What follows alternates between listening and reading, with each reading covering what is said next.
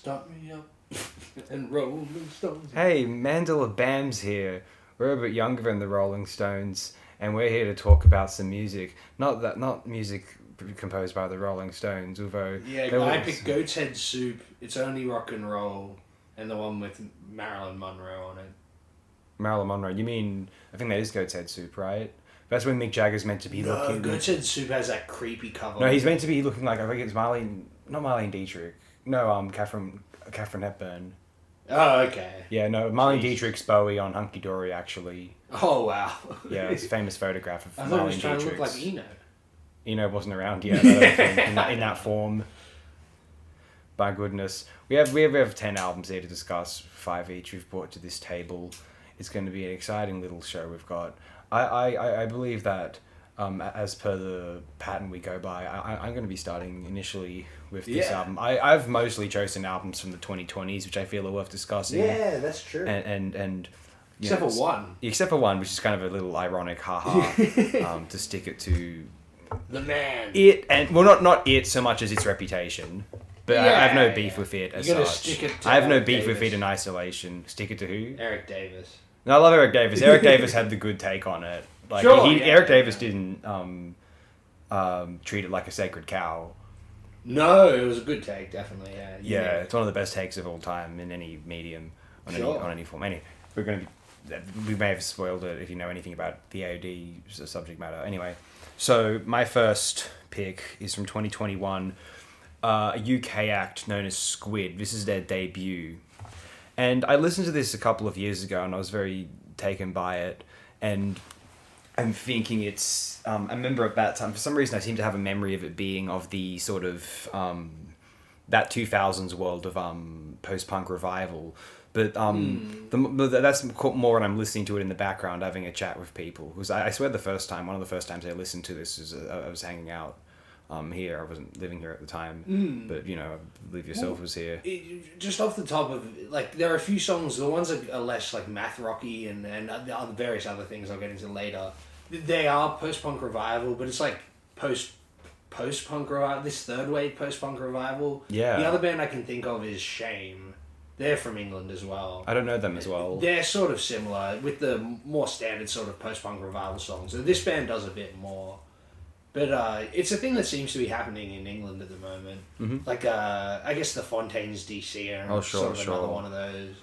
Not quite as good as this one. And even that Radiohead thing, The Smile. Yeah. They're sort of mixing this third wave post-punk revival with neo-psych sort of shit.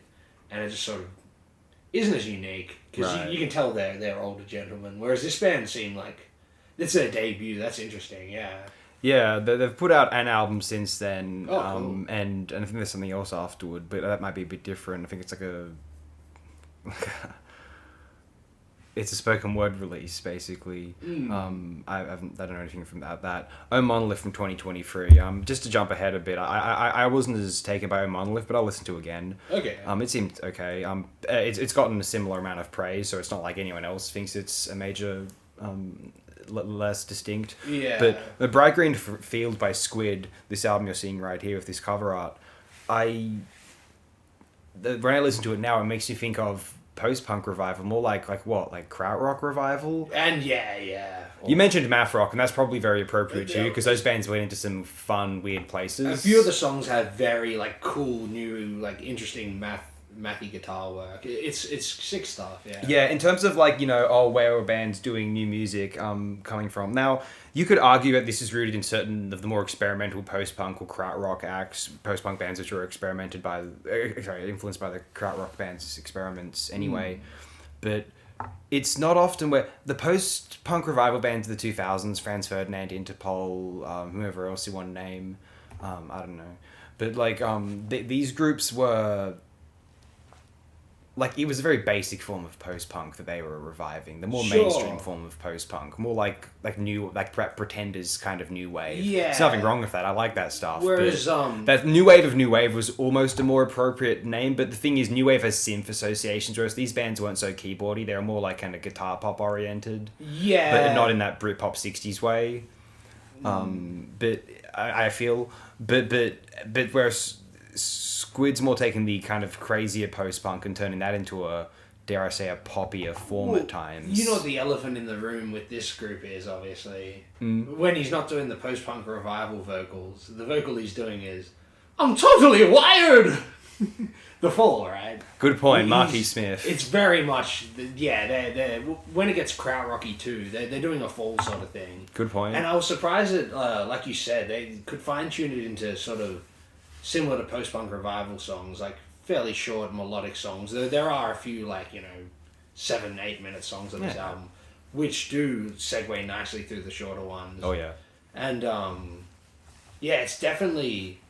You can tell they're inspired by The Fall, and it's a very great, reinvention of something that was meant to be breaking down and reinventing rock music already. Yes. So, to be able to mix that with I suppose in the John Lennon or Kurt Cobain sense, with these, simple melodic pop sort of tropes, is very effective. Yeah, and a lot of the my newer choices here got me thinking of, at the end of the day...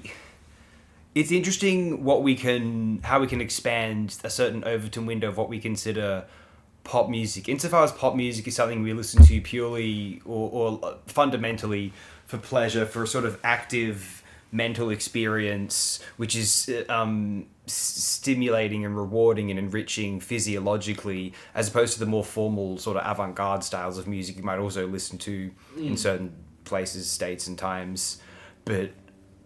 And I came to be fascinated by the fact that Squid is thoroughly existing as both. You could be trying to enjoy it as experimental, sort of compositional ethos, and you'll just be taken by the more upbeat, sort of attention-grabbing nature of it all. And I feel the same way about my other 2020s picks. It's amazing how fundamentally I think we can appreciate all four of these things as pop music. I mean, pop music, you said in a previous show that what was cool about a lot of that 80s pop music, it was, especially in the UK context or UK influenced context, it was fundamentally inspired or kind of had punk in the back of its mind. The sort of bring it back to basics, don't be big. The ELO was kind of, drab and kind of smelly at this point, rotting. And this more smaller unit, sort of, that's where the new wave punk groups turn into the synth pop groups, which, because there's this idea of smaller groups, even something which is kind of immaculate pop like China Crisis or Frasier Chorus. They're small groups with songwriters, 3 or 4 minute songs. And the 80s is now the definitive era of pop music, that the modern idea of pop music in a very basic sense is derived from the 80s, which is derived from Phil Spector girl groups, but not from that sort of 70s big sort of Fleetwood Mac pop modern music. Pop music isn't derived from Phil Spector, whereas the 80s stuff sort of was. Yes, exactly. Legacy. But now it's affected through a sort of reverberation, through the years, where modern pop music is from the 80s. More so than, Phil Spector's influence comes from how it influenced the 80s, more so than, now. And I don't want to be too Anglo-centric. Obviously, that sort of R&B, world, Michael Jackson and all of the New Jack Swing and hip-hop revolutions of the 1980s, that infuses into a big R&B sound, which kind of fuses into the current pop, maybe even supplants that current, in the mainstream, that the kind of pop understanding as we know it. Yeah, and where pop exists now that's interesting. Is in a world of... pop can be Taylor Swift, and it can be, whichever other girl pop, icon you want to name, Lana Del Rey to Adele to Ariana Grande. And then it also exists in the sort of, that sort of K-pop import stuff. From our English-speaking perspective, it's an import. And then it can also exist in the more neo-soul, sort of R&B inspired world. And then... But isn't it interesting how it was derived from punk, which is to say that punk, distinct from the more arty forms of rock at the time, kind of re-emerged the rock genre back to a time when it was in the 50s. They called it rock and pop. They had sort of the same function. And so there's that very immediate process of punk rock music, which is to say music inspired by that punk spectrum can still exist in a more immediate, non-pretentious dimension, while still being actually musically serious in a rock context and in a political context, as we can potentially get to later. I guess the reason I bring this up is it's amazing how much can exist within a certain sort of immediate pop context, and I think Squid found a way to employ a lot of avant-garde tendencies within the post-punk spectrum and then apply it to this sort of psychological universe. I'm immensely impressed with Bright Greenfield, and I hope I didn't sound too crazy just before, but all the same... That's punk rock, man. I hope so. There's this... yeah, I'm listening to this stuff for the same reasons, but I'm listening to... if it's girl pop like Jessie Ware, or sort of refined 80s pop like China Crisis, or city pop, or some of the more elegant Frasier Chorus, or even upbeat EDM, acid house, things like that. I'm listening to this, what's effectively a krautrock inspired record for the same function, and I think and it sounds like krautrock, and it also sounds like a more upbeat, to some extent, early 2000s sort of Interpol, Franz Ferdinand era, new wave. Yeah. And it's glorious that these guys managed to find the sort of missing link between all these things. Kudos to Squid. We're going to be championing Squid here on Mandala /AOD. Especially the krautrockiest song, or at least the most experimental from my memory, was called like Documentary Filmmaker. And I was like, man, this song is awesome. Next level. No, it's a very good album, definitely. And other than, I suppose, like math rock or, post third wave punk revival. Yeah. The other thing it did play with very well was like 2000s, like post-hardcore sort of stuff. Okay. Yeah, with the sort of, thrashing hardcore guitar riffs with like those strange like melodic bass lines and stuff, and sort of funky groovy bass lines, while the singer's, screaming his head off, right? It's good stuff. It's very visceral, and it's good that they mix so many eras of punk rock. Like, essentially every era of punk rock into one sort of distinct sound and distinct songs on the album. Because it has, like, a sort of sound throughout it, but the songs are also particular as well. Yeah. You could listen to them separately from the album and be like, this band's awesome, Yeah, it's amazing that a punk band can organically occupy all these different styles and not kind of have to conform to being a particular, almost rigid subgenre mode, in the way that we kind of sometimes people accuse EDM of being, you're this, sure, sub-dub, two-step, blah, blah, blah. Yeah, no, they just, like, to some degree, the vocalist, like I mentioned, wears his influence on his sleeve, but they wear all their influences on their sleeve. So if you're very familiar with the history of all the different punk rock permutations, it's a very, like, sort of satisfying album, because, they can synthesize it all into this, like, particular, like, album experience, whilst also each individual song being, in the punk rock sense, like, even though some of them can get to, like, 7 minutes long, enjoyable as their own entity, Yeah, I just remember even in the 15-minute release by Spaced from this year, which you talked about on an earlier Mandala, you mentioned how it occupies like several different subgenre worlds of punk in just 15 minutes, Yeah, there seems to be bands that sort of jumping on that at the moment, because why not? Like, all of recorded music history is at your fingertips. Absolutely, and you can go back to 1984 and listen to some really cool American punk. Should we get to that? Yeah, and sort of, I guess like I was alluding to with post-hardcore, this is kind of like the first post-hardcore album, funnily enough. Oh, cool. Like, right at the start there. It technically isn't, but you can see where it comes from with this album, Throb Throb by Naked Ray Gun. Yeah, their debut, yes. Yeah, their debut album. The only one I've listened to. I never actually listened to the rest of their albums, but I've listened to this album maybe like 100 times, because I first listened to it years ago when I like just finished high school and got a job as like a fruit packer, and I read I guess it's a book from the early 2000s, which is like the equivalent, sort of the American equivalent to like Simon Reynolds' post-punk book. And it's called Our Band Could Be Your Life, named after like a lyric from the Minutemen. Yeah. And so it's about, I don't know, there's a bunch of bands in it: Dinosaur Jr., The Replacements, the Minutemen, Sonic Youth. Yeah. All those, Husker Du, all the American indie bands from the 80s, really. But one of them that I'd never heard of was Naked Ray Gun. So I listened to this album way back then, and I was like, man, this is crazy shit. Because you can sort of see where something like Fugazi comes along a bit later and is, really considered the first post-hardcore band, because they kind of are. Whereas this album and say like the Minutemen's, around the time of Double Nickels on the Dime, like if you listen to those songs live, like there's a live track on the album. It's very much in a similar vein to this. It's sort of like deep, heavy, groovy bass mixed with like spasmodic drums, you know, and just sort of like hardcore riffing, and then post-punk sort of angular guitar work. And this album, it has flashes of that, but then it's mixed in with a bit more like traditional hardcore that's a bit melodic. So maybe it's also early like melodic hardcore too, funnily enough. And like a bit like surf rocky as well. And it must have been the bassist must have been like the main guy from this band, because he just like does all these killer bass lines through there.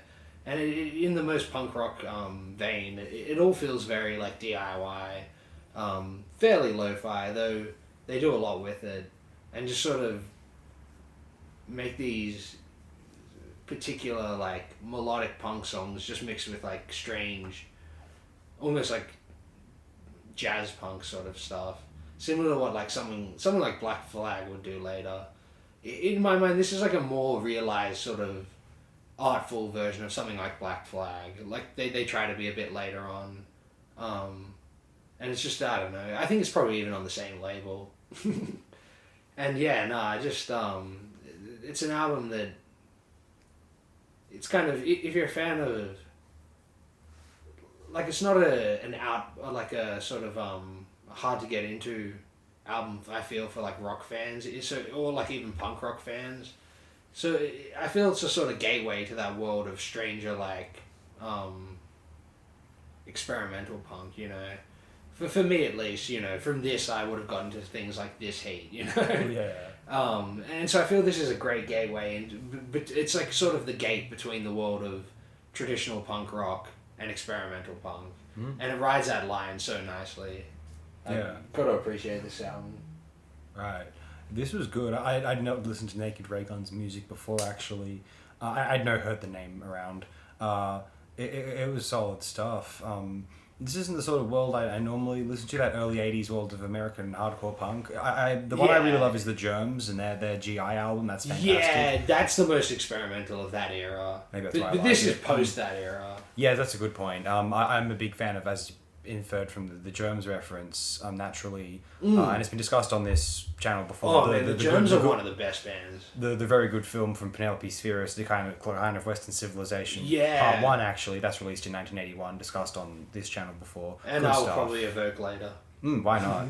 Yeah, but from Naked Raygun, worth mentioning perhaps, Naked Raygun are relatively prolific. I appreciate the fourth album from 1989. On the cover art here, this gentleman, he looks like he's from the Dogs of War of Mad Max 2. Yeah, it looks like the Road Warrior, right? Yeah, that's and sick. They have albums 84, 85, 88, 89, 90, 97, and then another one in 21, actually. Oh, nice.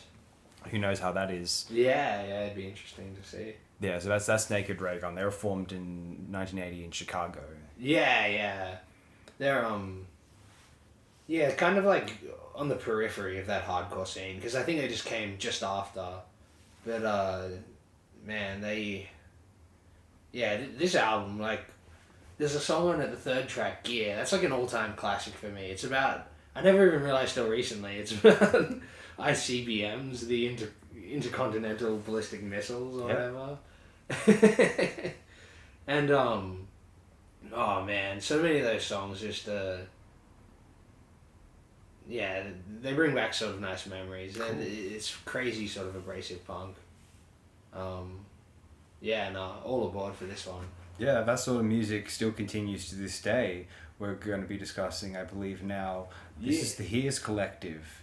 We're still here. This is what they would call, this is from a certain scene, state of mind, they call it queercore.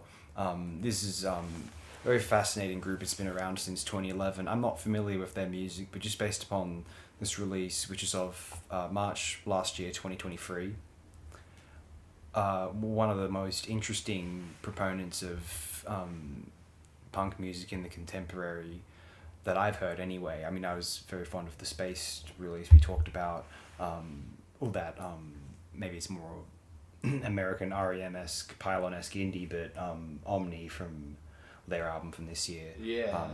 Which is terrific. But this group of all groups and this release is almost what made me feel most excited about punk still being relevant and sort of vital to contemporary discourse for any alternative culture, because it kind of reorients me when I have to consider that those of a let's say separate sort of disposition psychologically or sexually, gender to mine feels such a I mean, we're all familiar with sort of girl punk, and that sort of discourse has been well illuminated over the years, and so it's been clear to a lot of us now how that sort of experience has been manifested and how they found a sort of power in the punk idiom. I mean, as early as the Slits, right? Like, this has been around for a long time. Yeah. Whereas I mean, I find it very The Shags. yeah, very wonderful and compelling that in the sort of LGBTQ dimension that they've found a similar, arguably possibly even more powerful, just based on the strength of the music, resonance within the punk spectrum, and they've totally kind of gripped me with this particular release here, and you kind of realize that they're recording music inspired by distinct experiences of theirs and lived experiences unique to them, although they conjure in me a vital humanity, integral and eternal within all conscious of all of us, of all conscious life. And I think that it's important that music like this exists to I think rope a lot of those who are very cynical about the more burgeoning unique qualities about lifestyles which are becoming more mainstream in the 2010s or 21st century in general onwards, sort of older generations feeling reactionary toward it. I would like them to appreciate the fact that, like a lot of us, a lot of us have felt like outsiders in our lives. Imagine how certain others might feel, and maybe Do you feel resentful toward the boomers or something? Sorry? Do you feel resentful to the boomers? I think a lot of people do, and I think there's, especially because a lot of people perceive the boomers as being hypocrites, because I think at least some of them felt as though they were outcasts in their time. Well, that's become such a paradigm. Like, I was even reminded today, because I was watching a highlight clip of the Australian national basketball team. Mm-hmm. I completely forgot that their nickname is the Boomers. Yeah. And I'm just like, man, that phrase has been forever stained in many ways, eh? Yeah, boomers used to mean like, what, kangaroos or horses? I think it's probably meant. Is that like Christmas song, Six White Boomers? Yeah, it must be kangaroos. Now it sounds hilarious. You could appropriate that to these sort of really funny sort of like, sort of in Gen X inspired sort of punk song. Yeah, no, because it's interesting. I suppose you could gauge from the album cover this would be something called queercore, but mostly this reminded me of like I guess a more like high fidelity emo core, which is like a subgenre of like screamo emo from the 90s. It sounds like more power violence mixed with like emo or screamo, and also like metalcore. You know what, on first impression this album reminded me, you wouldn't even believe it. Of all things, the first Bring Me the Horizon album. Oh. Yeah, no, it sounds like this. It's like an aggressive technical metalcore or something. Uh-huh. And I remember kids would play it like in high school and be like, man, this is ooh, because they were at that time they were like leaning to pop music, and I don't know much about that band. I guess they still are. But they had this like thrashy emo core-esque, like, technical metalcore album from the mid 2000s. Okay. And it's sort of similar to this sort of like abrasion type sort of stuff, even mixed with the like, you know, hyper screamed vocals, and then occasionally like low in the mix melodic clean vocals. Whereas that's the distinction between like early metalcore and later metalcore. They would like really hyper fixate on the clean vocal part as opposed to the hyper aggressive screaming sort of thing. And yeah, for like a fairly, you know, short album of hyper aggressive like power violence metal music, I was like, this is some good shit. It reminded me of this random album I probably brought up once called Mung Bean Demon. Some like strange American like avant-garde jazz metal, like death metal album from the late 90s. Mm-hmm. And it just reminds me of this world where metal music can go into like such like avant-garde spaces while also being like abrasive and driving in the punk rock sense. That like, I don't know, I'm a sucker for like power violence in this sort of music, you know. Mm-hmm.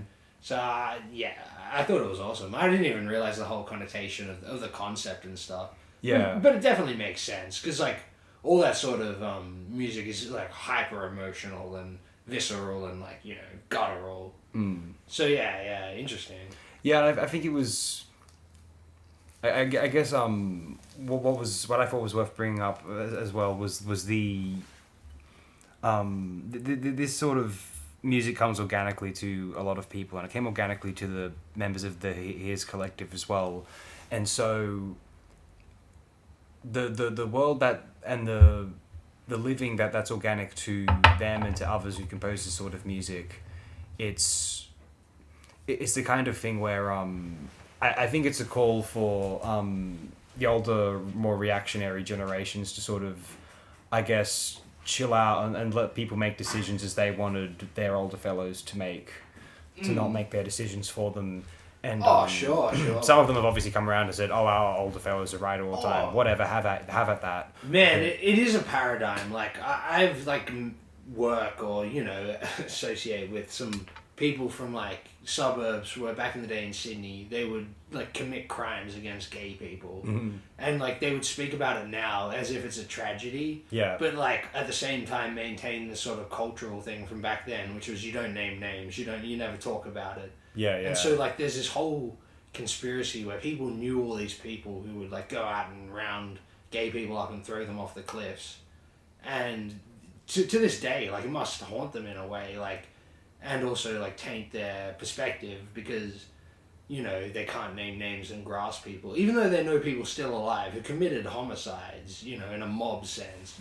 So definitely there is a sort of paradigm there where older people really have to like sort of recognize their sins in a like, you know, the most positive way possible, I suppose, where like just like get over these like societal conditionings that influence you as a child and like come to a sort of realization or a proper internalization, you know.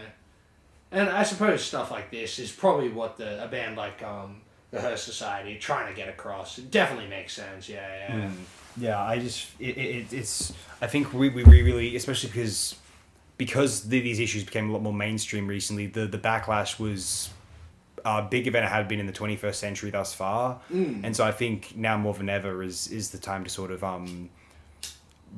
push back, sort of wipe that sort of, clean that sort of obscuring media prism, and just trust people to be organically themselves, and look, any trouble they find themselves in, that's on them. You gotta sometimes it's difficult to give up. We can sometimes we organically care about other people, and so we want to protect them, but we also need to give them dignity. Oh, I agree. But at the very least, like in the dignity sense, at least macro society these days, you're not allowed to homicide people in a mob by throwing them off a cliff. Like that just can't happen anymore. And we've decided it was never right. Which is a good thing, you know, like undeniably right. Yeah, it needs to be It's absurd to think of, like, most people under the age of 40, their parents lived in that world. Even if they were young at the time, their parents themselves lived in that world. So it is a strange paradigm, of course. We're still very much, as a society, coming to grips with like many things, you know. And I do think it's up to I think it's time for adults to let other people be adults, and we'll let the forces of our current law or the democratic pushes in our parliament in Australian context decide how things are going to go, and mob violence obviously remain a lost vestige of the past, say. It's a shame my third pick wasn't my second pick, because that would like sort of segue perfectly, but it does still tie in, because we'll tie it in later. Well, what you're talking about is anarchism. And or at least the same sort of freedom that back in the day these like anarchist punks in the scene, they had this sort of revolutionary vision on what, could change the way people think. And they were the vanguard, literally, where like now this sort of stuff has become accepted on a macro level. In some respects, yeah. Yeah. But back in the day, like, people had to become martyrs to this sort of stuff. And that sort of encapsulates a lot of like the sort of punk rock scene, especially on the fringes, like say the anarchist fringes or the anarcho stuff. Yeah. And the next one I want to talk about is a group called The X, and the album Tumult from '83. Mm-hmm. And they're like a anarchist punk band from the Netherlands, of all places. And I swear that this is another album like I listened to probably around the same time as the Throb Throb by Naked Raygun, like years ago. And I think I came across it because I might be wrong about this, but I swear it's on like Kurt Cobain's list of the top 50 albums of his favorites. And I was like, what is this thing called The X by Tumult? And so I listened to this, and I'm just like, back then.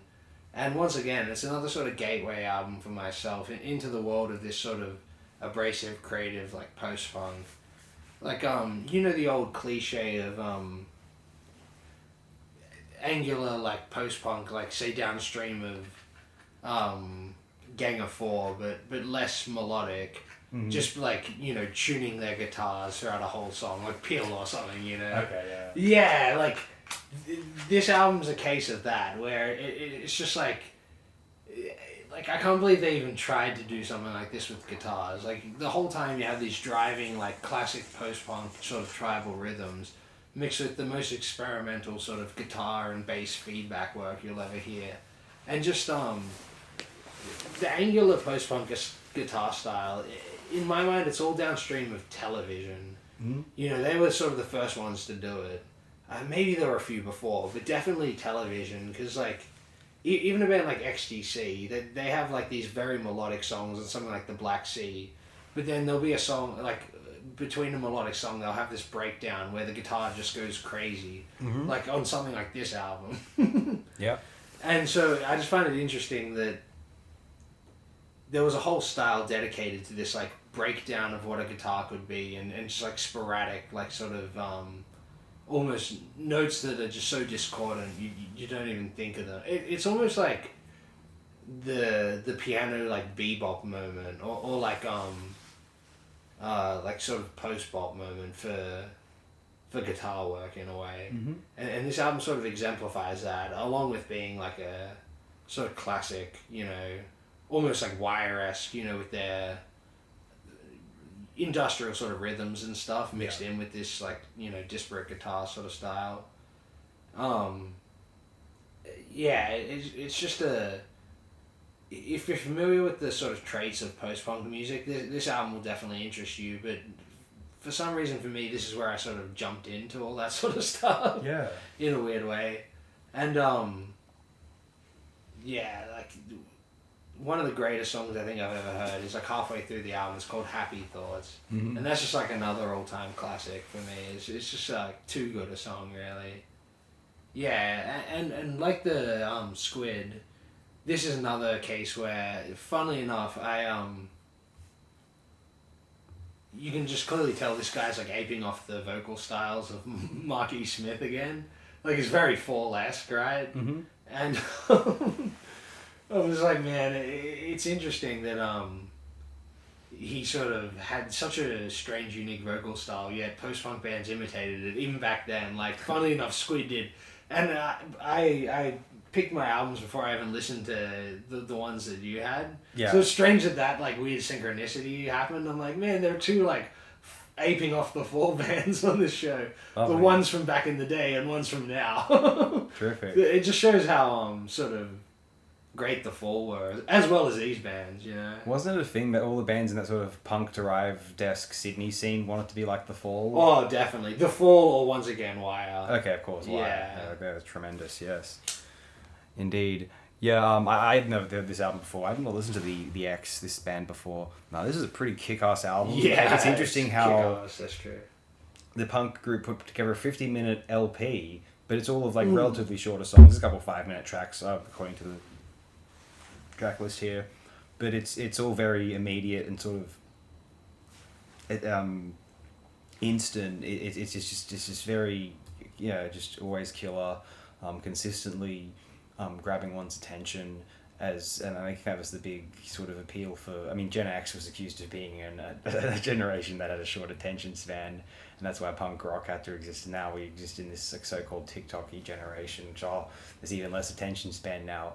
But actually, like this sort of punk rock still feels relevant and made by people who are relatively of a younger age. Like I imagine the people in Spaced or Squid aren't that much older than us, and they would be at the oldest of the MySpace generation, you know what I mean? So, I feel like I suspect the idea of the short attention span might be sort of vacuous, and that it's not that there's a shorter attention span. So, I mean, people like used to flick the channel all the time, right? And like MTV had like 3-minute videos on all, like constant like YouTube autoplay. So I feel like the environment might maybe not just superficially similar to Gen X. It might be sort of the idea of like the shorter, the smaller attention span might be sort of a permanently residual concept from the 80s onward, if you know what I mean. Like I don't think it's gotten that much significantly smaller, The Gen Xers are starting to become boomers in the sense that they're starting to become like Strickland from Back to the Future. Yes. Where he's like, they're pointing out that they're like Gen Alpha kids or late Zoomer kids going, you're slackers, in a sense, Yeah. I guess they're more yuppies, Gen X. They said their attention span's even worse than their parents said theirs were, so who knows what to think, right? I don't even know. This group's got a lot of albums, like 23. Are you familiar with much of the rest of it? Nah, not at all, but that's the same as every anarchist punk band. They have 1 million albums. Man, it's another case of one of these days. Damn. But yeah, this shit's kick-ass, eh? Yeah, I mean, like, on a later album, it seems to be something of a free jazz collab. They do an Ethio jazz collab with I could believe Getachew Mercuria. It's probably the greatest thing ever. Yeah, it's their best rated album on the website. Oh, nice. Yeah, it's the one which when you're on their page, it's the first one. It's the thing like. Oh wow, I didn't know that existed. Yeah, man, that should be awesome. That might be really good, I think. Anyway, I might move on to my next one now if we've got nothing else to say about the X at this time. Yeah, jump into the short attention span. Yeah, well... in the best possible way. Okay, so maybe this is slight evidence that attention span got smaller, or maybe that there's just... No, it's aping on that. Or I wonder if there's more we can do if in certain contexts of EDM from, say, the 90s to 21st century onward, transforming in certain styles into this highly condensed and seemingly totally original format, and almost, in a hardcore punk-esque format. Glad Paling, like he's also from the Netherlands, like the X, and this is their only album so far, released in 2022. Hey, that's another Dance nice music, absolutely. Good old Netherlands. And so I got onto this because I thought the cover art was cool, and I saw it on REM. I thought this might be like a Vapor-esque release. And, it's got that sort of cover art. Not really. It's called Jump Up. That's the main genre listed here. Okay. Because like to me, this reminded me a lot of like Squid in the sense of like we were saying earlier with it being a sort of like reverberation of all the punk rock movements and genres. This reminded me of like a contemporary reverberation of all the like hardcore dance, cool. EDM subgenres. Yeah. Things like obviously Gabba first of all is definitely his first like starting point. Mm-hmm. Like I'm thinking, like as I started listening to this album, I was waiting for "Here's Johnny." Okay, yeah.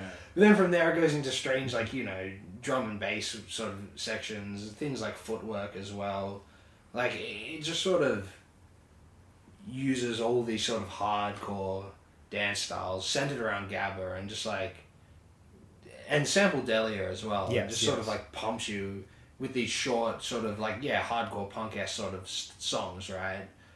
Not a very long release, and all the songs are about a minute and a half long. Something like that, yeah. Yeah. And definitely like in the sense of like sample Delia or you know, sample music, it effectively just uses a consistent sample throughout the thing.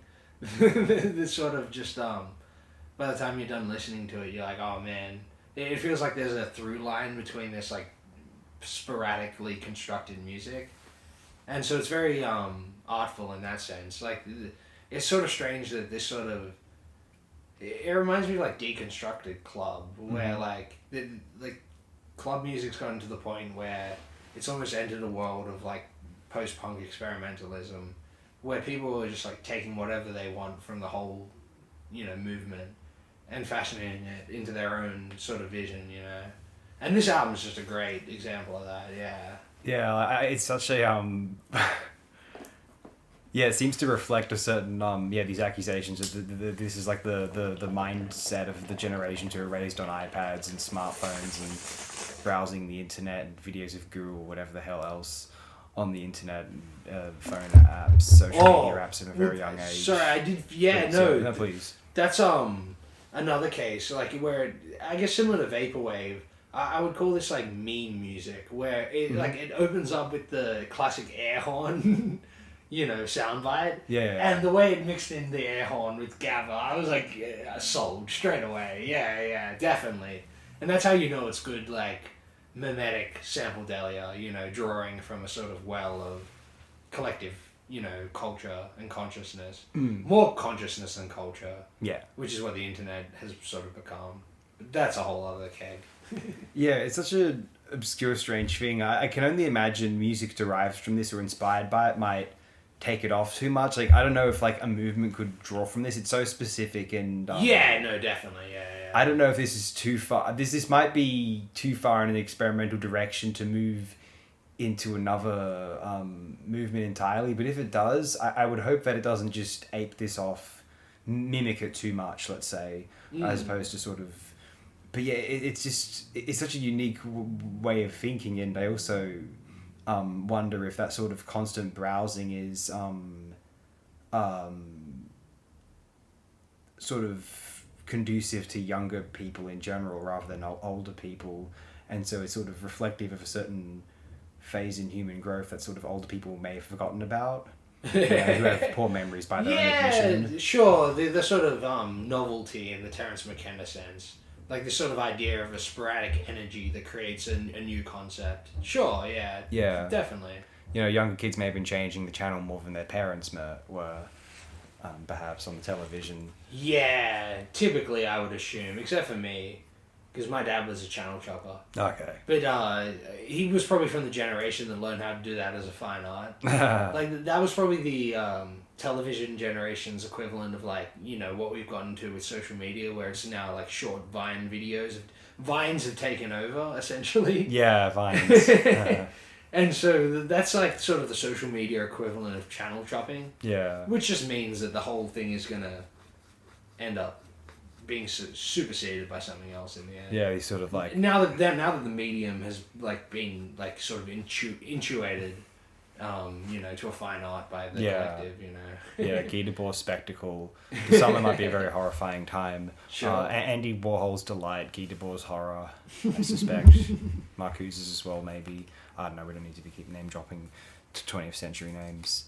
But no, Dan's music, Glad Paling, highly, if any album sounds like the 2020s as opposed to the 2010s, try this one perhaps. Do we want to move into the next one actually? Yeah. Kama Sutra, because I feel we nailed that one fairly fairly. Yeah, no, that's a good album, definitely. Yeah, and well, the 2020s mixed with like the best of 1996. Well, let's say that. It's like if 1996 could be taken to its ultimate extremes. Why not? Yeah. Whereas, the next one, Kama Sutra, the daydreams of a production line worker, is I don't know, from the late 80s, some year. 87. 87, nice. And it's another case of, similar to the X, one of these like sort of anarcho-punk bands from somewhere in the British Isles. I can't quite remember where. But I may be wrong, but like... Luton, Bedfordshire. Yeah, they're from this weird scene of like outside of music that this anarcho sort of punk music was. Where, of all bands, you know the most famous band to come from this scene? Oh, which one? Chumbawamba. Oh, sure. How weird is that, eh? Like, this band might even have had some sort of crossover, which is amazing to think. 'Cause, like, yeah, for an anarcho-punk album, actually, this is fairly modest, or at least, like, sort of digestible. Quite melodic at times. It's very melodic. It almost... Like, I feel like this album is, like, the anarchist punk, or, like, hardcore punk equivalent of one of these sort of, like, what the punks would call overblown, like, concept albums. Mm-hmm. And it's sort of a very, like, just loose concept. Like, none of the songs, like, in the sort of Tommy sense, they're not elaborating a storyline or something. But they're all sort of, like, emotionally charged, whether it be, like, anger, angst, the sort of regret that leads to anarchy and the whole like sort of collective consciousness. Yeah. Or even just like a sort of personal bitterness or sorrow. Like this album sort of encapsulates all those emotions, and within the sort of viewpoint of like the name the album alludes to, like a production line worker. It's a very like working class album. And very rooted in the tradition of folk. And similar to the best of the sort of DIY punk movement, it doesn't believe in popular culture. Or the only way this sort of punk music did believe in popular culture was in the sort of like Operation Mindfuck sense. Mm-hmm. Where it wanted to montage it and put it into a collage on the album, like This Heat, like on the album cover. And, transcend the medium outlined by McLuhan into its own sort of new folk culture. Yeah. And maybe that's like a thing that the Brits really regretted, similar to Australians, about the influence of American popular culture in the 20th century. That sort of hyper-consumerist popular culture entertainment paradigm, which the Japanese love in like Philip K. Dick's book about the man in the high castle. That sort of world like eventually mutated into this like sort of paradigm we exist in now. Whereas all these sort of DIY bands were so connected to the people who listened to them that it was like, that they were essentially just friends in this sort of geographical scene, and maybe had a mailing list of albums they'd send overseas if someone had heard of them. Uh-huh. But it's just like literally folk music, like folk culture, in the sense that it comes from like people's collective experience rather than being like filtered through anything to do with the music industry. And so that's the only way you'd get an album like this, where like all its like melodic sensibilities within the framework of hardcore punk is completely uncynical. Like it's the opposite of cynical. It's completely earnest because it's in that sort of folk tradition. They're just making the sort of, when it's not literally folk, they're expressing a sort of feeling that I'm amazed that it's from 1987, because when I first listened to this album, when I first left high school, and just got a job, I was working at a fruit shop and listening to this album, and it was just too real an experience because like I'm amazed it's from 1987. It's so evocative of everything in the world now. Honestly, I'm sort of taken aback by how good this album is. I'm surprised that it's kind of not very well known seemingly, because it's like a punk classic. Like, put it up there with Zen Arcade. Why the fuck not? You know, like something like this. Like, well, firstly, it makes me glad that with the albums like this, kind of partly what I like to think is one of the points of a program like this, Mandala, is to sort of put forth music that is, I guess in a way, vaguely opposed to that sort of music as leisure, music as break time, sort of. Like, I prefer music that sort of empowers one to sort of dissolve the idea of break time and sort of remake the system entirely and sort of look to new ways forward. The brilliant thing about this act and album here is it's erroneously listed as an EP on Rate Your Music for some reason. Oh, really? I don't know why. And Discogs is listed as an album, obviously. Yeah. Accurately. And it's a beautiful thing which outlines that trajectory between English troubadour tradition to more pop rock songwriters of the 60s to the more punk sort of what would you it's a bit it's not so much a, I don't know if you call the punk thing a revolution so much as a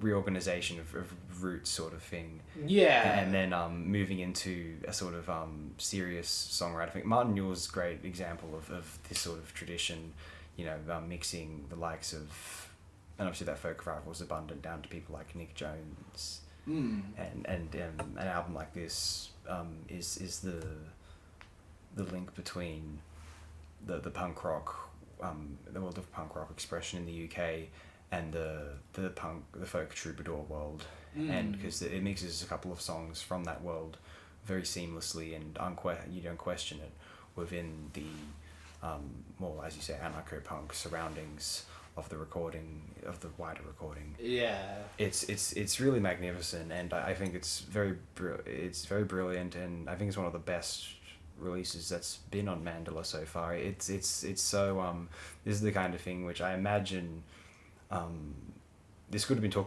discussed on the K-Punk blog, I imagine. This is the kind of thing which, if you never heard it, it's a shame. Yeah. Thank God for the internet, right? Yeah, it's a beautiful thing. Yeah, there's some because I don't know if the lyrics are ever posted for this album anywhere, but there's a song called "Music When the Lights Go Out," I think it's called, and there's the chorus is just this woman comes in singing this brilliant line about how you got to sell your market something.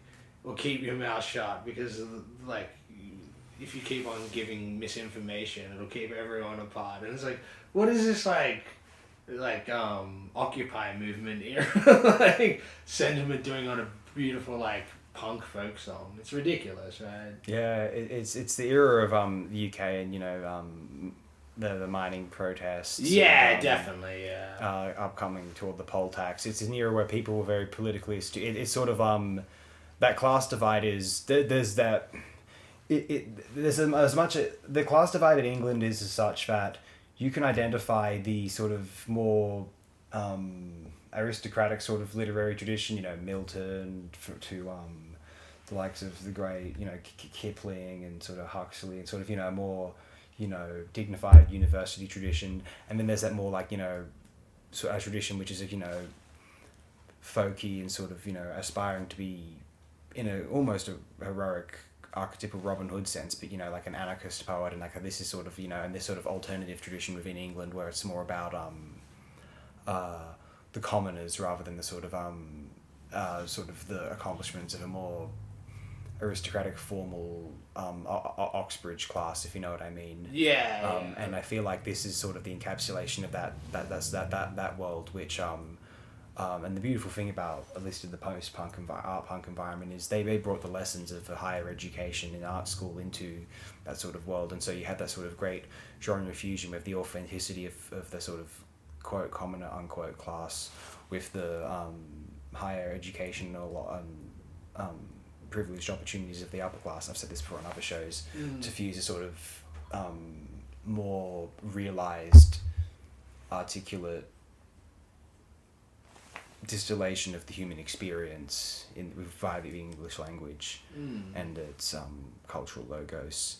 And so albums like Kama Sutra are proof that this phenomenon was filtering its way into cultural artifacts, at least. Yeah, definitely. That have lasted longer than probably the creators ever thought they would. To be honest. Magnificent. Like you said, you had a commenter who was had never seen his I can't remember. There's an LP from the late '80s, Not Tripping Dog. Yeah. The Mandala pick. Yeah, I forget what it's called, but the one with Oppenheimer on the cover. Yeah. Classic. I gotta re-upload that. Yeah, I think it was Tripping Dogs. Something along those lines. Good stuff. Oh, it was great. But yeah, exactly. Similar to that, there's all this like lost music, well, essentially lost. You know what I mean? Not literally lost. Like I came across it. Not well remembered. Yeah, like, man, this was probably just recommended to me on YouTube, and I was like, oh, why not? It sounds like me working in the shop. The first week I started working, you know, a weird case of like cybernetic serendipity, you know. Yeah, Tripping Dogs. Tripping Dogs is a Chameleons release, actually. Okay. What was that group? Go to the second. I think it's the second or third Mandala episode. You'll find it. Yeah, probably the third one. Third or fourth. Yeah. I think it was after when I picked Rage in Eden, which is really the third episode. It's in the thumbnail. Unless you've got anything else to share about this brilliant thing. No. Just if anyone's listening, listen to this album. Production line worker. It encapsulates quite a lot in the zeitgeist, even now still somehow. And onto a contemporary release. This is Spelling, birth name Cristia Cabral, also known as Tia Cabral. This is her fourth album, Spelling and the Mystery School. Initially, there's 2017's Pantheon of Me, Maze Fly in 2019, The Turning Wheel in 2021, which is the most well-known release. I heard a bit of that release a couple of years back, and I thought it was fairly interesting. And listening to this is one of the more acclaimed albums of 2023/2020s. I liked this one a lot more, actually. I thought this was really dense, richly realized. Yeah. Of that sort of like art pop idiom inspired by the likes of, I don't know if you want to say like Bjork and Kate Bush and other art acts, where there's sort of this immaculate world of sort of those are the ones that point to I read while I was listening to the first couple of tracks that apparently her inspirations are like three things mainly. She said one was Minnie Riperton. Good. The other one was The Idiot, the Iggy Pop album. Oh, perfect. And I can't remember what the other one was. But, like, among those things, definitely also Kate Bush and Bjork. Yeah. You can't help but sort of... Because it's avant-pop or whatever, yeah. Though, like you said, definitely, very, like, a dense, lush production. Because apparently it said that, like, this album's a re-recording of the songs from the other albums. Mm-hmm. But with a new production. Yeah. And it makes sense, because you know what it reminded me of? You know that first Peter Gabriel album with What's-His-Face doing the production? Bob Ezrin? Yeah, it's like a Bob Ezrin production. Cool, sure. Where it's just like this... It's like such a tasteful way of doing overproduction. Yeah. You know? It's almost like baffling that... Because it doesn't feel natural, especially for pop music. But because of that's why it's sort of artful within the pop paradigm. Because it's being bombastic in the overproduction sense, but like doing it in a tasteful way, which is probably very hard to do. Yeah. There's arguably a certain big trip hop quality, like in a '90s recording, like when you think of Bjork, say, or other things of that ilk from that time. This is almost like a better, like I like the St. Vincent albums, but I think I like this sort of thing more than the St. Vincent albums. I think St. Vincent is too much like Kate Bush Part 2 or whatever. Well, mixed with like alt rock. Yeah, but this felt more like a grander encapsulation of what a lot of those contemporary, more serious like female American or UK acts are trying to do. Not necessarily in a shorter pop song context, but in more we're art pop sort of context. It's like this blows all that out of the water. Like, Yeah, this is the real deal, I think, as honestly. music, as pop songs, it's a bit, you know what, most of the album actually has, like, inventive pop melodies. A few of the songs fall into, like, the sort of, repetitive sense of album pop. You know how sometimes it'll get a bit repetitive with the lines. But definitely by later on. And the I think it's the second last track on the album is the most straightforward pop song.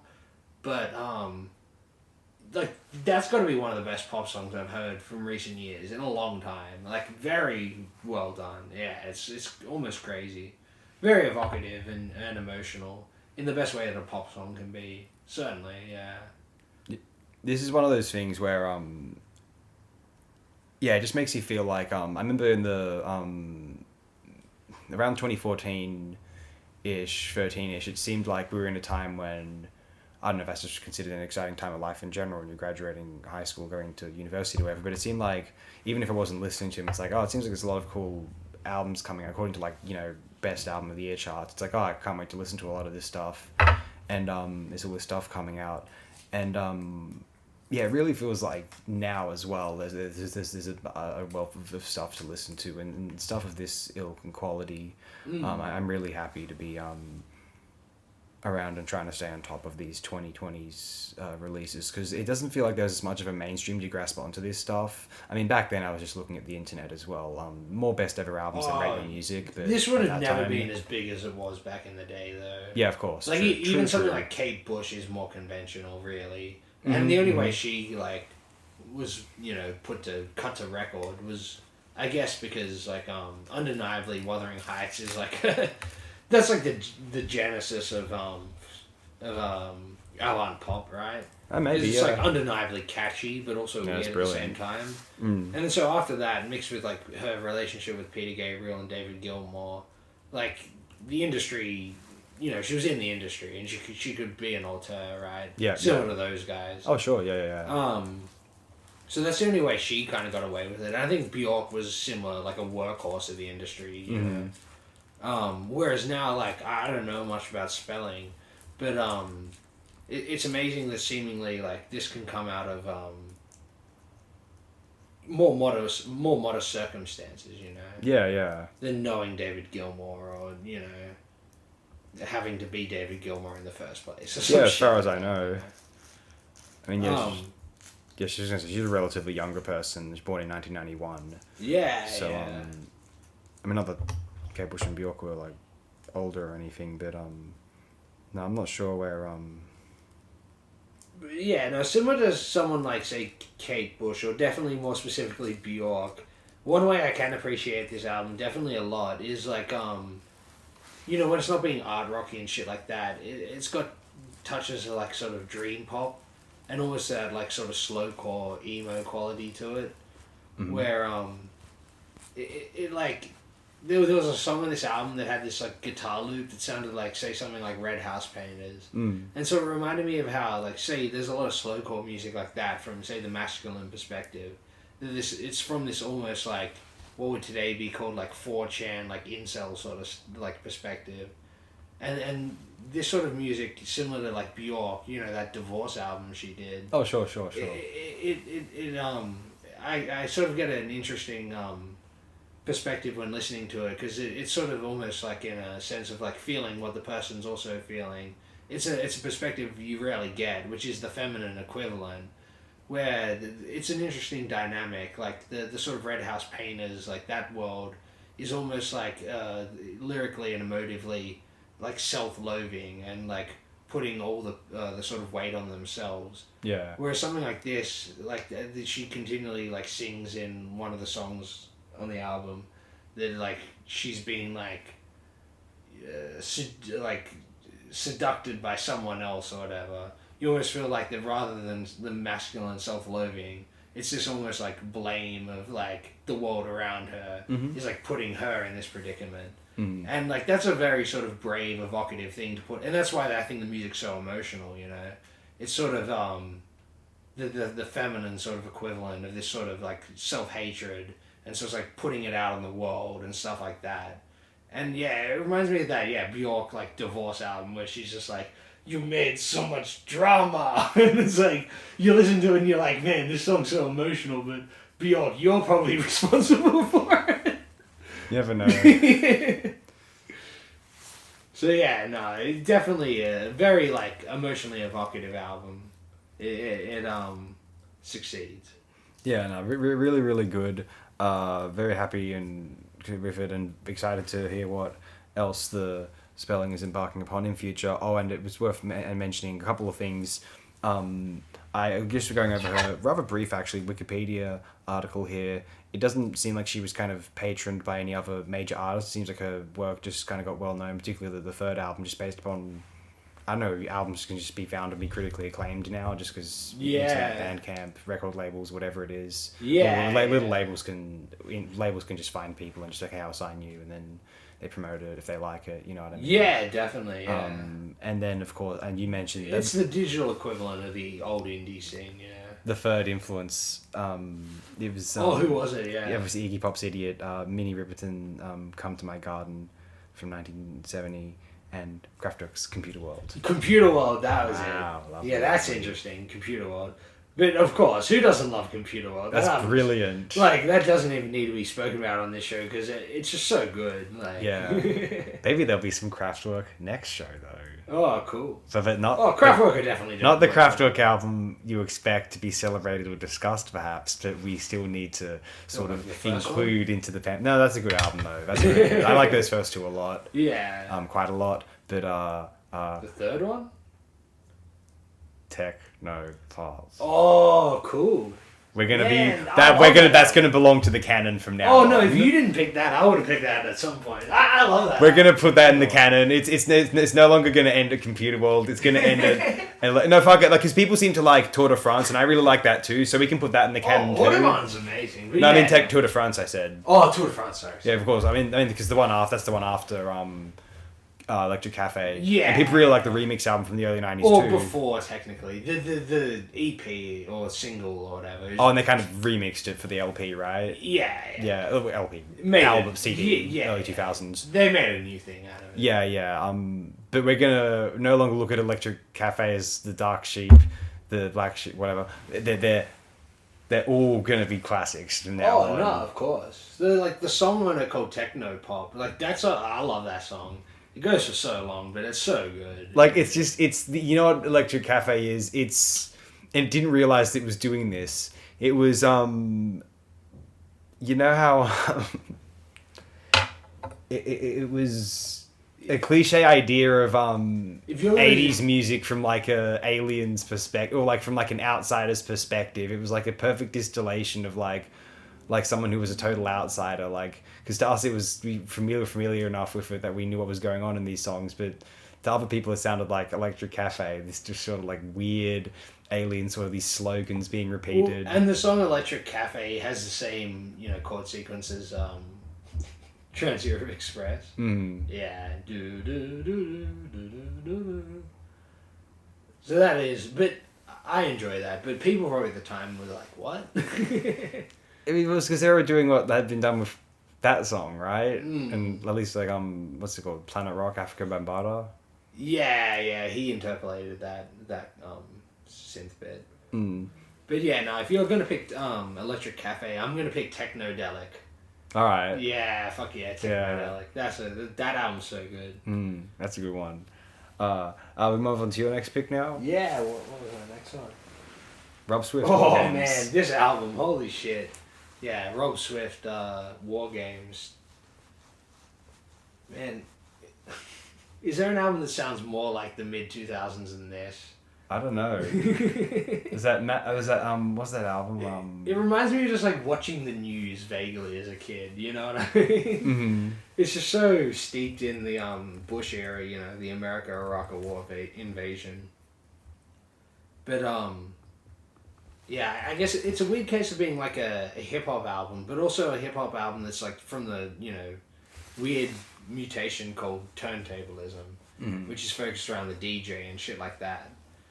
And it's sort of a case of coming from that world, but also being like a strange sort of little picture into the zeitgeist where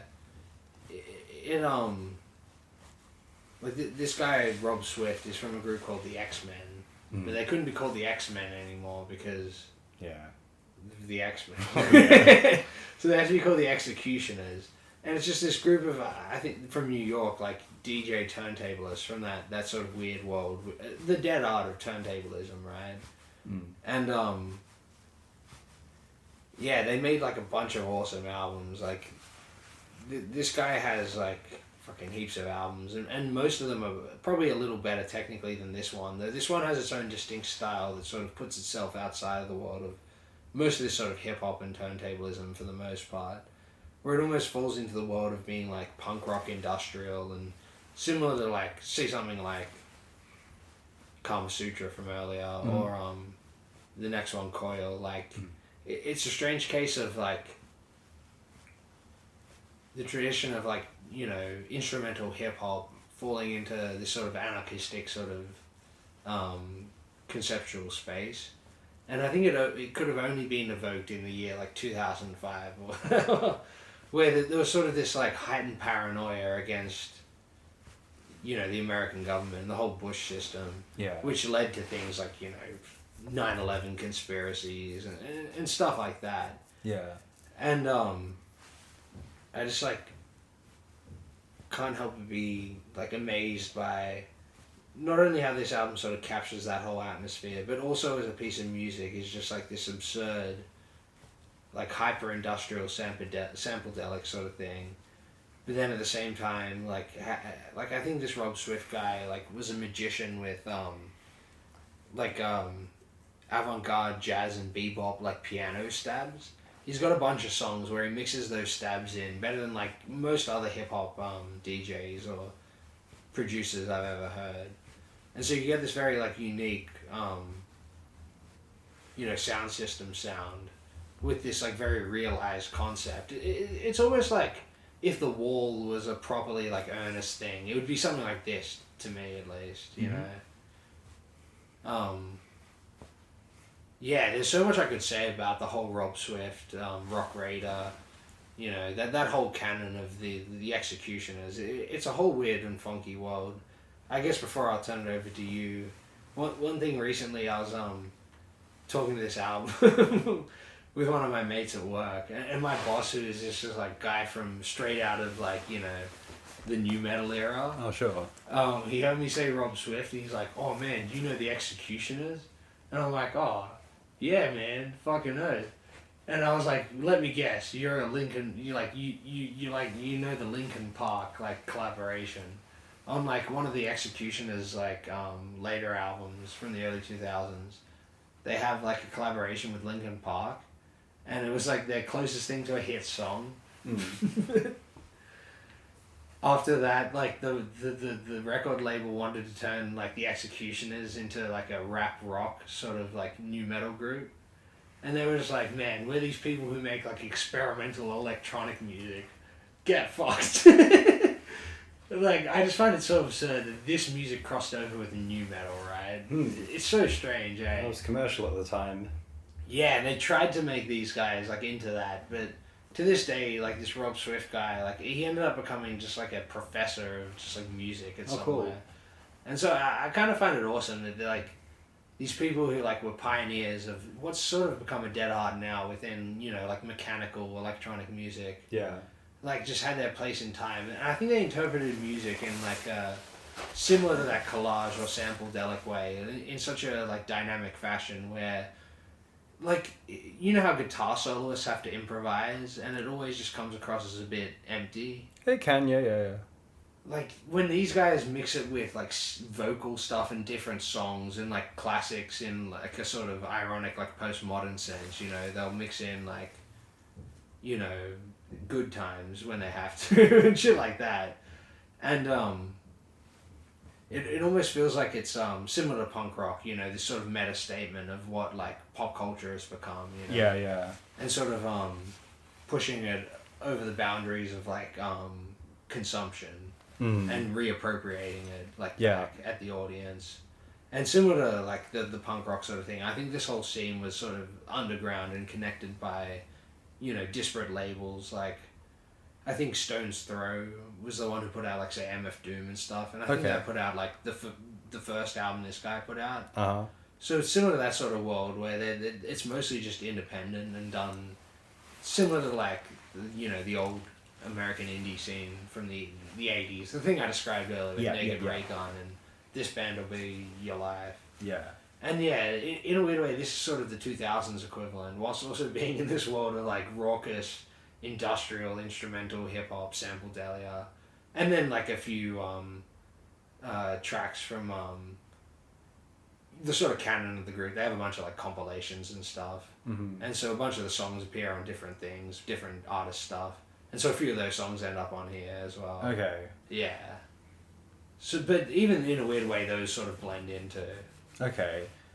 Well, yeah, I thought this was a really enjoyable album. And, like, some of the songs, maybe they're the ones that were from these compilations. Like, they're immensely catchy, like, immensely so. Like, if you heard them just more than once, like, you're instantly like, wow, these are, like, some of the most memorable hip-hop songs I've ever heard. Oh, yeah. They're all from veterans of the underground scene. Yeah, they seem very... Like Large Professor. They feel very 90s, but, like, it's in a way that, like, it's like these people who were, like, 90s guys, like, they're all about 1990 to 1999, commenting on, like, that sort of War and Terror mid-2000s, you're going, what's going on? Like, what the fuck happened? No, like, definitely, It's very interesting like that and distinct like that.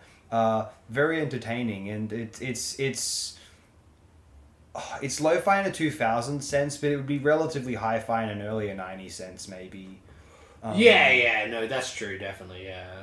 It's really cool, and yeah, it's interesting. Hip hop in the 2000s is kind of a fascinating place. Like, a lot of it was still kind of like, you know, even in a quasi mainstream sense, sort of gritty and sort of like ha-ha and sort of, you know, non-serious, but also somewhat musically serious. Like, someone I was gonna, a very mid-2000s album, Mac Dre, Ronald Reagan, Dragonomics from 2004. Mac Dre was actually shot in 2004, sadly, and passed away. Just but like that's in 2004. That's true, I think. Yeah. Sad. But yeah, Ronald Reagan. This is a very fun album, and like, it's got like just drum beats as complicated as like Vinnie Colaiuta's work on Zappa's Joe's Garage. Sure. Like, it's very proto-trap, almost even more complicated than a lot of the trap, at least for the first like 10 years of its existence. Actually, where it's not been 10 years since trap really took off in like 2016, so like not been 10 years since that, but almost. Yeah. But like, certainly the first. Almost, yeah. Yeah. Anyway, I guess, like, the point is, it's like there was that sort of more cool, like, post-Jay-Z sort of mainstream world, which, you know, Kanye and everyone who's influenced by the College Dropout occupies. You know, Kid Cudi, Lupe Fiasco, whomever you want to name. Yeah, heaps, yeah. But then there's the more cooler underground stuff, which is like, I mean, there was stuff like Doom was like a bit more of like a sort of, we call it hipster now, but sort of like, you know, like more the intellectual alternative sort of world, like people who are on forums are into Doom, you know what I mean? I guess you could characterize forum hip hop and sort of like more mainstream sort of like concert arena hip hop as two different things. Doom's the one, he was probably the biggest of all these sort of underground scene guys from the time, in that time.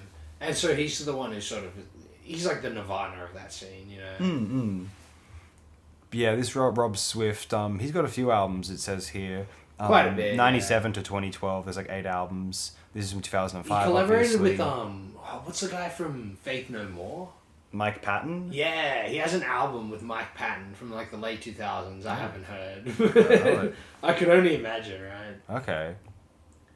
But yeah, the sort of classic run of his albums. The only one I haven't heard is The Ableist, which That's from 1999? Yeah, and that's like, I think the one that is probably like the most well known, like regarded. But yeah, most of his stuff is fucking awesome. I don't know if it says he I just looked up Mike Patton and Rob Swift. I don't know if it says he collaborated, but that 2010 album was on Mike Patton's record label. Okay. I think that may be the collaboration you were referring to. Yeah, I guess Mike Love. Imagine Mike Love. Man. No, Mike Patton was a huge fan. Cool. Well, Mike Love did, the Beach Boys had a song with record scratches in 1993. Oh, yeah? Yeah. Imagine the Beach Boys with record scratches. It's like, you know how in the night, you know what killed turntablism and put it truly underground throughout this era in the 2000s? Uh-huh. It was by like the late 90s, like every single rock album had like a song which would have turntable scratches on it. Oh. It must have killed like turntablism. Trying to be Aerosmith from Run DMC. Yeah. Yeah, a few groups avoid that. Like, I remember, like, I quite like the Deep Purple Perpendicular album from that time, and that's free from that sort of thing, at least. Yeah. But they were sort of very creative. They weren't trying to be commercial, you know, they were just, in the Steve Morse era, just appealing to that consistent Deep Purple fan base. I couldn't imagine Deep Purple with record scratches, yeah. I don't think they ever stooped to that level, no. Nah. Rush had rapping in the early 90s on Roll the Bones, as we all may or may not know, actually. Oh, man. Yeah, that Just was Roll the Bones. That's probably the least interesting of the Rush But hey, albums. REM Definitely had the first. rapping and it wasn't that good. And I think that's like KRS-One or something. Okay. Man, yeah, I don't know if, like, I can think of rap rock that's really worked in certain contexts. Electric guitar's been worked really well into hip-hop, at least in a sample context. Yeah, I mentioned MF Doom before, and those are some of his, like, most beloved songs. Yeah. Like, pitched in a strange way. Or even in, like, the sense of, around the time of, by the time I get to Phoenix, the Injuries of Reserve album. Oh, that's yeah. got a bunch of that. But that's also downstream of, like, Donda. That has, like, oh, yeah. drone guitar work on it. That was an interesting one, yeah. Yeah, for sure. It's a thing that happened for a bit there. It can work pretty well. But, yeah, the way that this one's probably a bit different is because it's more in the vein of the hard, like, very hard beats mixed with apocalyptic scratching. It sounds like it's it'll be almost radio like it sometimes, but then it'll like juggle other beats that it's that they would call it pyrotechnics apparently. And that makes sense because it does sound like fireworks. Yeah, this is good stuff. I did like it quite a bit. Are we going to move on now? Yeah. The next thing? Yeah. The behemoth here? Yeah. Okay, so rockism is a thing that got a bit annoying because basically we can trace rockism via the history of this album's reception by each of its 10-year anniversaries. In 1981, that sort of 70s rocker class bastioned this as their sort of world's crowning achievement. And, you know, even though New Wave had taken over, they were still championing this as like a great bastion of their world. And then by 1991, that sort of, those booms had sort of infiltrated the industry and sort of like radio DJs and things like that. And all of a sudden CD reissues, and all of a sudden this was being praised in the magazines as like one of the greatest things ever. You know, that generation was filtering in there. And then I would argue by 2001, that was rockism's greatest foothold, because that's when Led Zeppelin 4 was most untouchable in a Triple M Vega sense, if you know what I mean. Sure. And in 2011, it was seeping through the internet, and then that's when people started to get oversaturated with it, and more people than ever could say, no, I think that might be a bit overrated. And now by 2021, it's like, oh yeah, Zeppelin 4, that's sort of a boomer thing.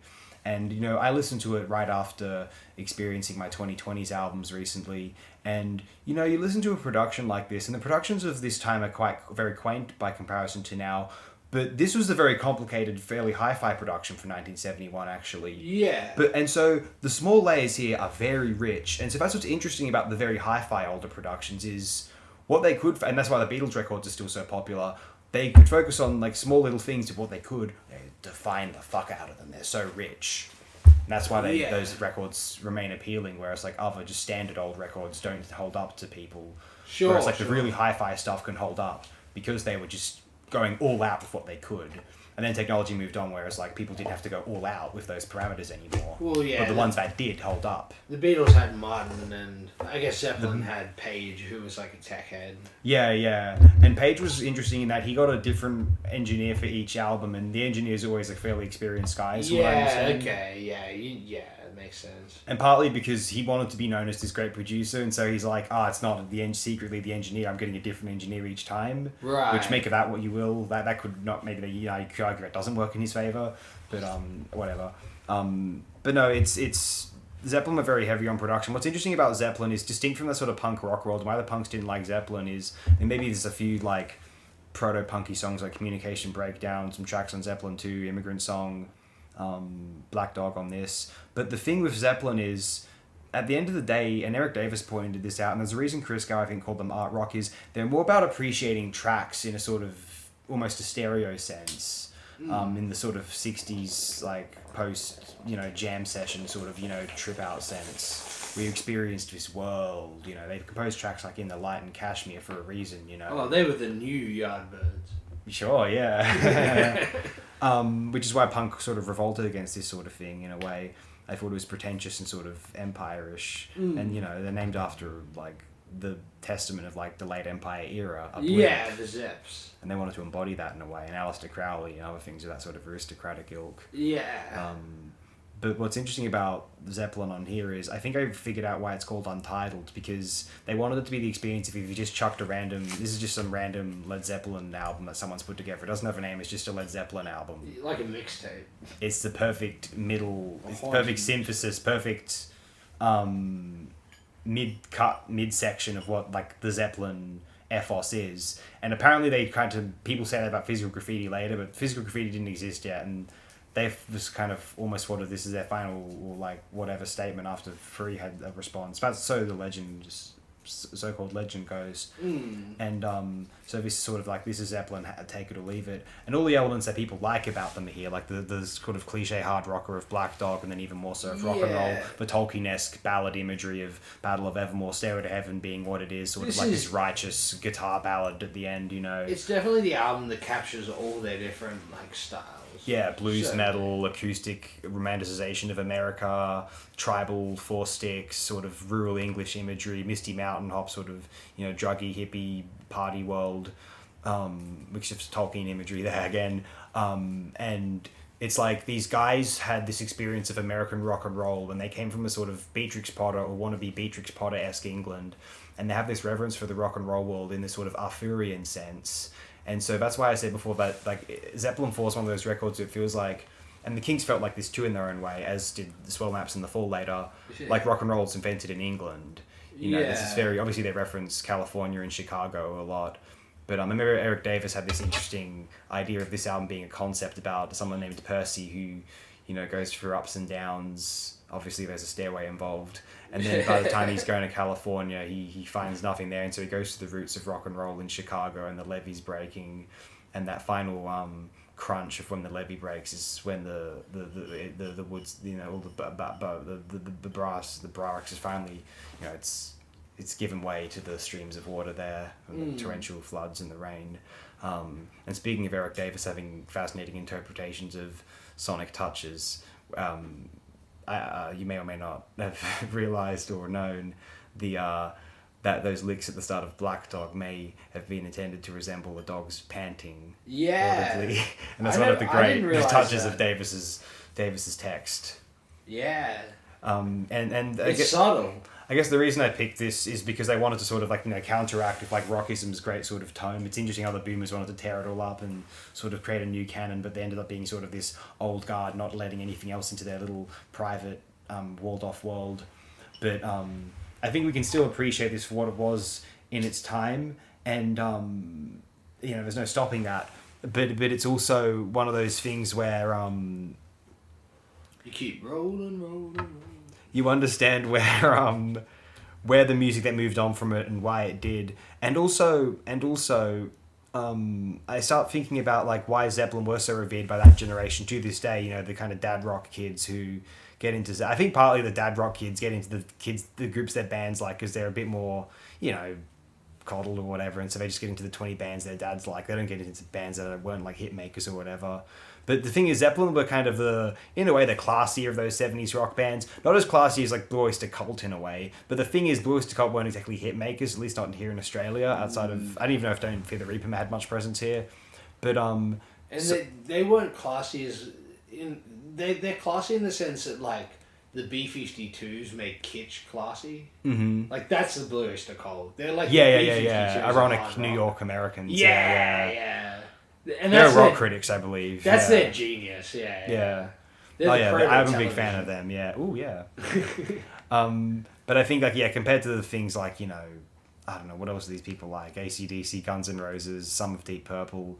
Like, Zeppelin seemed a lot more sort of, refined and, like, production oriented and like, I guess I see why some would call them art rock, like, in that Chris Gauss alleged sense. So I've read that before on Wikipedia or whatever. But compared to what we call art rock, things like Roxy Music, 10cc, Talk or whatever. Yeah.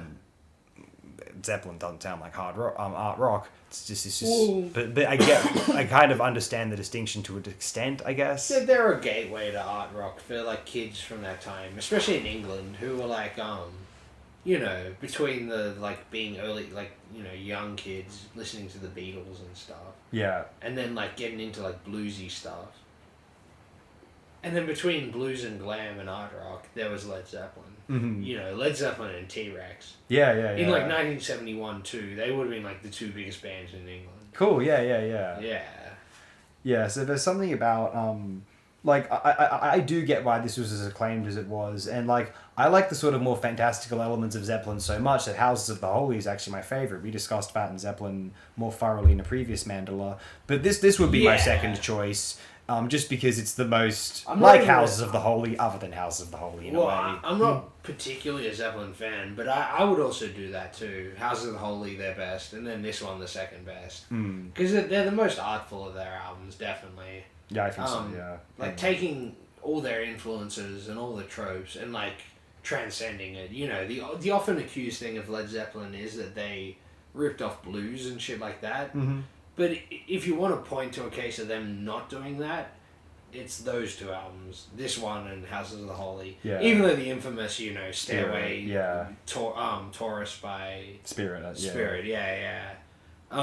which is perhaps incidental, because like the Spirit part is only like 6 seconds of the song, whereas like that riff is like the basis for the first fucking 3 minutes of Stairway to Heaven. Yeah. And like if you're gonna criticize Stairway to Heaven, you're gonna criticize it for being like Smells Like Teen Spirit, for being overplayed on rock radio. There's very pretty flute in that song. No, it's a good song, definitely. It especially what it builds into. It's just a shame that it got like the Smells Like Teen Spirit treatment, Yeah, I think my favourite section is between when the drums kick in before the guitar solo. Like, that's my favourite section. When if there's a bustle in your hedgerow. Like, that's good. That's a really nice bit. That's my favourite bit of the song, I would say. No, it's a good song, but the cultural circumstance around it is unfortunate. Like the one I said before, and also Bohemian Rhapsody. Yeah, because... Similar case. Yeah, when I was a kid, I couldn't believe how, like, cool and, like, dramatic Bohemian Rhapsody was, and it made sense to me that people considered it the greatest song of all time, but then it got overplayed. No, exactly. It's a very good song. If it didn't have such cultural connotations, you'd be like, whoa. Well, yeah, just listening to it like in a car, in the backseat of a car when you're a kid, and just like this midsection coming in after, him talking about killing a man and telling his mother how he wishes he was never born. And then it's just like this weird, like, morbid Disney section in the middle where, like, he gets uncovered in, like, a desert or something, and then he's on trial, and then he, like, says, like, you fuck all of you, but then he's, like, back to the like, sort of nihilist, nothing really matters. Like, as a kid, that's, like, and I can imagine this is why it was big to kids in the 70s, younger people in the 70s, too. It's like, whoa, this is pretty messed up. This is, like, a song, a big song. I was like, ooh. I mean, then again, I remember thinking when Blood on Your Face was a big disgrace was edgy too. As a kid, that was the first song, Bohemian Rhapsody, that like I knew of as a sweet. If you know what I mean. Sure. I didn't know a song could do that. Yeah, interesting. As like a 7-year-old. But yeah. Like, That's what else do you know? That's what Queen's sort of like legacy is. Similar to Led Zeppelin. Because of the classic rock radio, replayability of a song like, say, Stairway or Bohemian Rhapsody. But yeah, no, this album, outside of that track as well, is, definitely like, one thing that this album just reminds me of, the infamous thing about when the levee breaks? How there's that weird like echo chamber sound to the drums. For some reason, the Comsat Angels, they have their second album, like this post-punk album, right? Yeah. It's got that exact same sound, and I'm just like, man, there's this genius like echo chamber drum sound that is not being like mined enough. Even though people, no, to be fair, maybe it has, because in the early days of hip hop, when the levee breaks was like a typical sample. Yeah. But naturally, right? Yeah, of course. Because it's such a good sound, like it's such a heavy, like, you know, visceral drum sound. But yeah, no, this whole album is just full of nice like sort of touches. You know, everyone's already gone through what the songs are typically. Yeah. So, one thing I was thinking about recently with this album, funnily enough, to sort of, do you have much more to say about it? Not necessarily. Battle of Evan was my favourite song on here. I guess that's the other Oh no, mentioned. that's such a good song. That's my Stairway to Heaven, I guess, in a sense. Actually. Yeah, it's like, imagine Led Zeppelin was like Conus, and boom, you got Battle of Evermore. It was like Sandy Denny from Fairport, of course, famously. Yeah, exactly. Because when you get Fairport involved, you're gonna have a good song. Why not? Yeah, exactly. But one thing I listened to just like yesterday was, I've talked about this guy before, you know, the guy who did Metal Evolution. Yeah, Sam Dunn or something? Yeah. Anthropology guy. Yeah.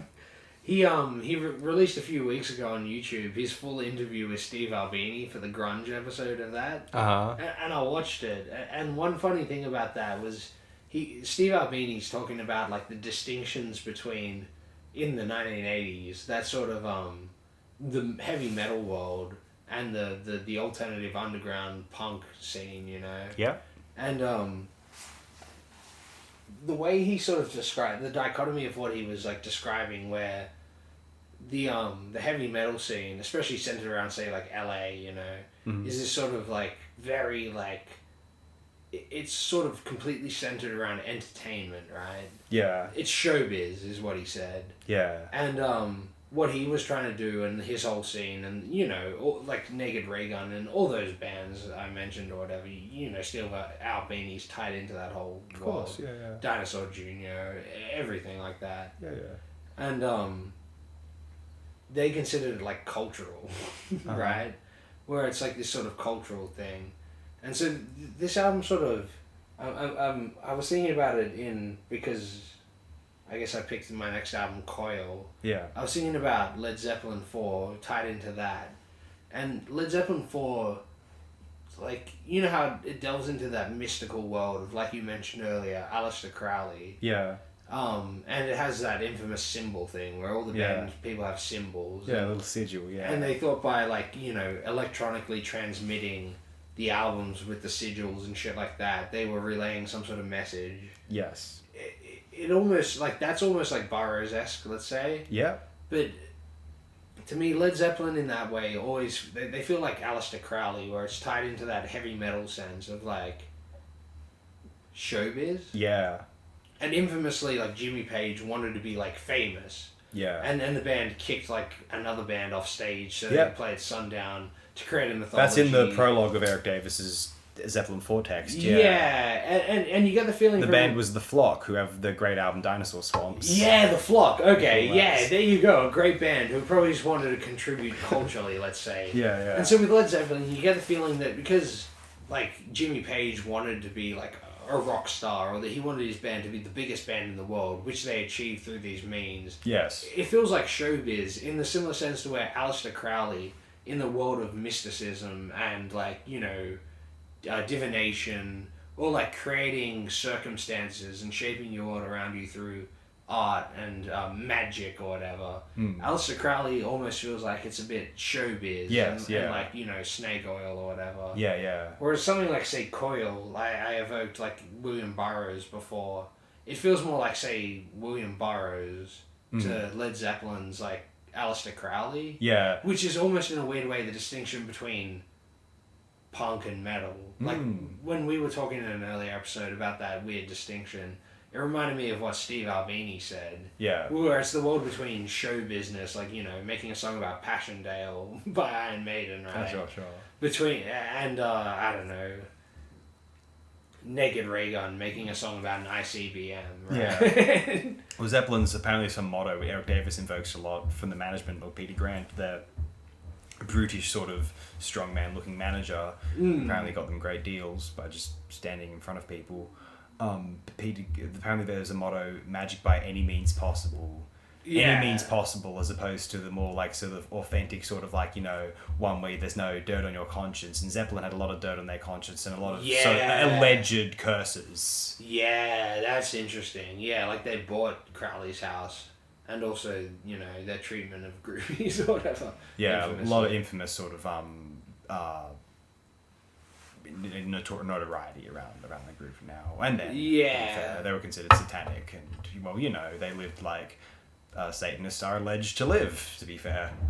Whereas, say, a band like Coil, whose first, like, I think one of their first songs, like, single release in the early 1980s, was, like, this is a weird bit of trivia I just remembered now, is a cover of Tainted Love. Yeah, Soft Cell / Gloria Jones. They did it around exactly the same time as Soft Cell. Like, They didn't even think about, like, both Soft Cell and Coil happened to do a cover of Tainted Love around the same time. Yeah. Because it was AIDS, right? Oh, okay. Yeah. So that's that weird connection there. Yeah. And yeah, you just get the feeling with Coil, there's this weird, like, authenticity to, like, the sort of divination process, or, you know, their sort of artistic output. Cause, at heart, Coil are sort of like, you know, industrial musicians or experimental musicians, and also like art freaks or whatever. You know, the nature of that sort of whole post-punk industrial scene. Yeah. And this album, Music Play in the Dark Volume 1, is like the sort of album where, like, I probably first heard it about a year ago, and straight away, like, I was like, this is something else. Like, it's just a weird mixture of, like, it's almost the idea of, like, ambient music mixed with industrial music to the ultimate extreme. Like, I guess in a similar way we were mentioning with, you know, punk rock and metal genres earlier, they're being reinterpreted. This album almost feels like it's doing that with the whole electronic genre in the late 90s. Like, the second track, for example, reminds me a hell of a lot of Phaedra by Tangerine Dream. Yeah, I was thinking a lot of Tangerine Dream throughout this, yeah. It's crazy, eh? I was just listening to it just now, and I was like, man, looking at Phaedra, I'm like, Hey, Phaedra. It's sort of similar in a weird way. But, yeah, no, it's like just a weird, like, nocturnal, industrial, jazz, progressive electronic sort of album. And each song is, like, almost its own distinct entity in a weird way. But it carries over this, like, strange nocturnal theme of, like, the whole idea, right? Music to play in the dark.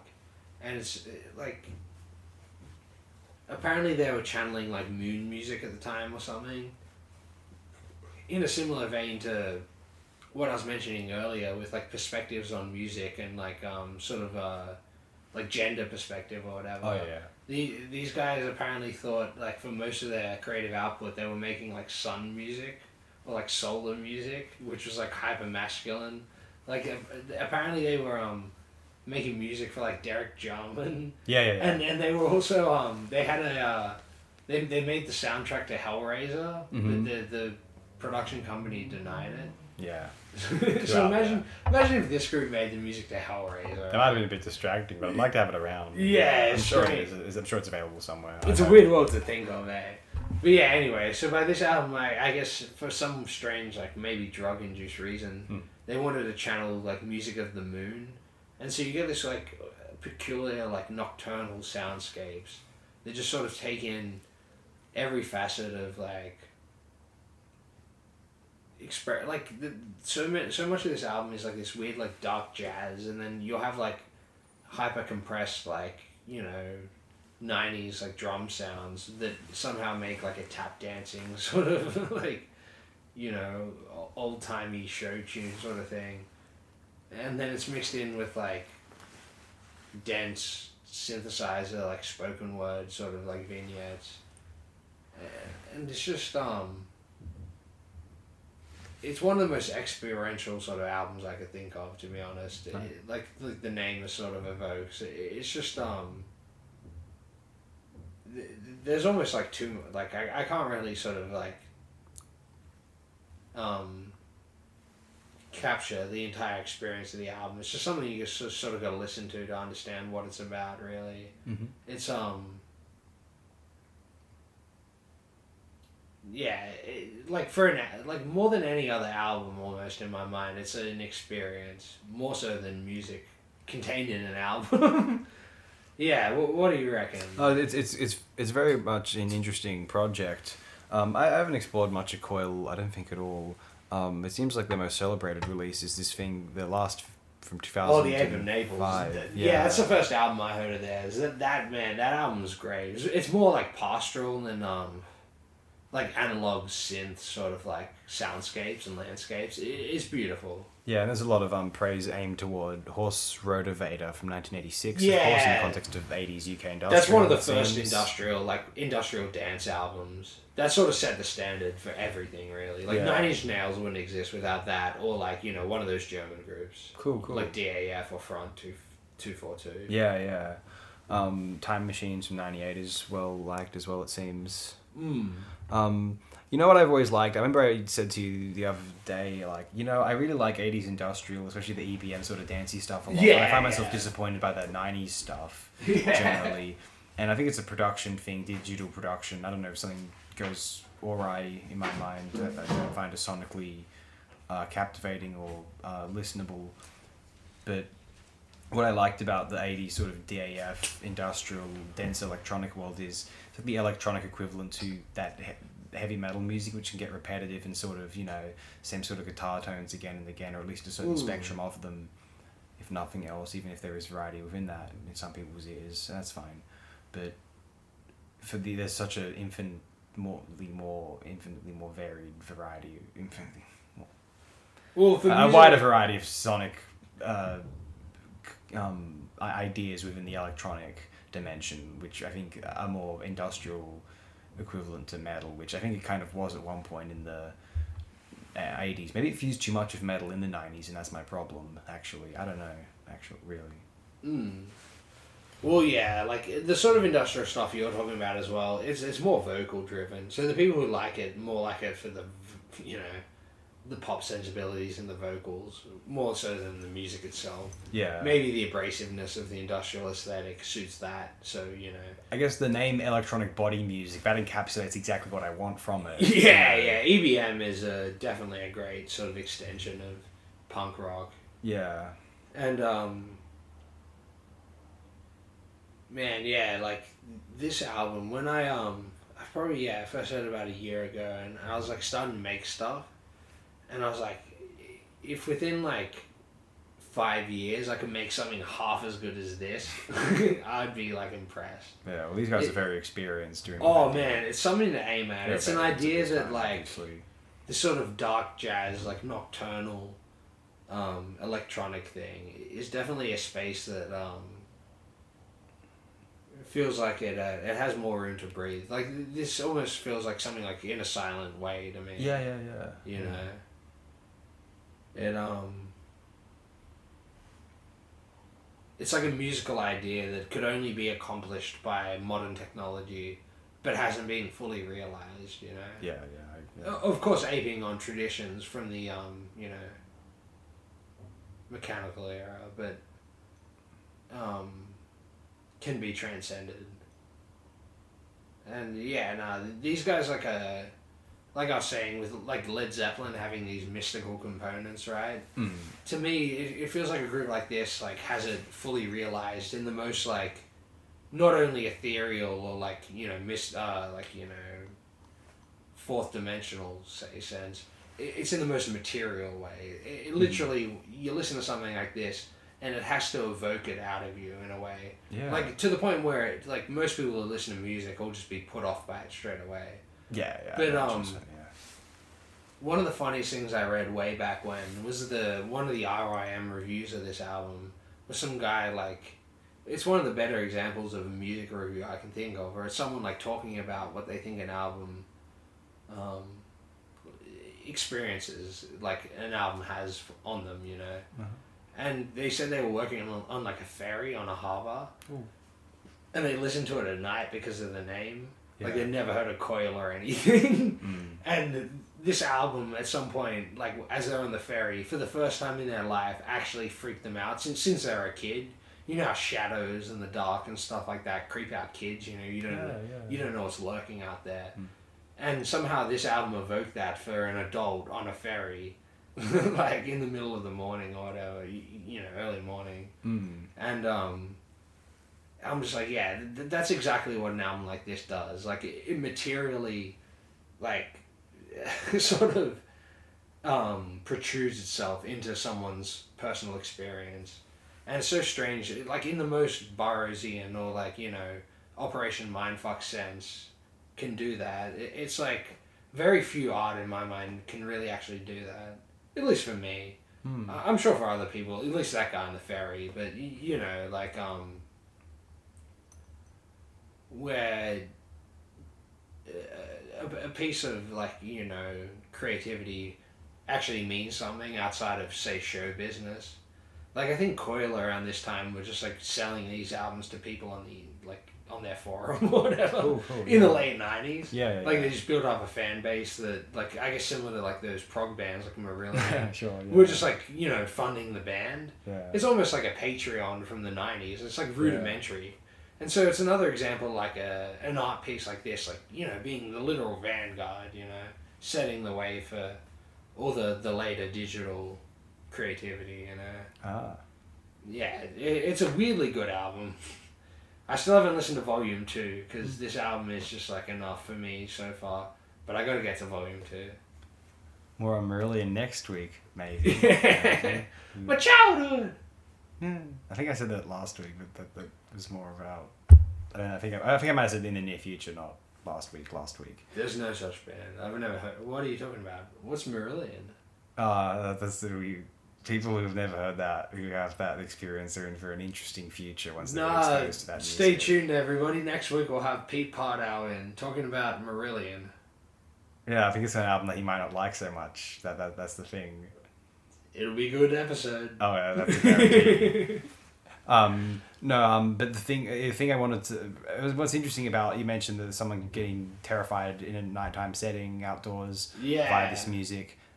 It's not difficult, at least, to imagine if you were sitting in some, let's say you just went out somewhere at night and you started to go sit in, I don't know if it's a park or like the, you know, you go to some like forested area and you find like a bench in the middle of a bushwalk area and you decide to sit in there for like 1 a.m. at night, or wherever it might be, somewhere outdoors where there's not much people around, not many street lights, or maybe just only faintly in the distance, and you just kind of sit there listening to, at least in this country, well, probably any country, frankly, sounds of animals, bats, possums, insects, whatever it might be, just crawling around there, owls, who knows, rabbits, foxes, all this sort of thing, feral cats, and it's easy, you can get in that sort of tranquil state where you think nothing's actually going to happen to you, because in a city like our one, Sydney, you know, it's relatively safe, you know, you can, parts of Sydney, you're like, yeah, we're fine, but even in the bush sense, because there's no real major predator, we don't have bears or wolves, cougars, anything like that. No. Stay away from the rivers for the crocodiles, but you know, in this part of the country we don't have to worry about that, as opposed to like every square kilometre of Queensland apparently, and also snakes are the kind plus the Tropic of Capricorn. Yeah, plus also mentioning the whole snake thing in Australia, like if you don't go looking for snakes, like at least in the cities, like you won't. I've seen a snake in the wild once, and we were in like the forests of like northern Victoria. Like it is what it is. That's where they live. Otherwise, it's just not something that happens.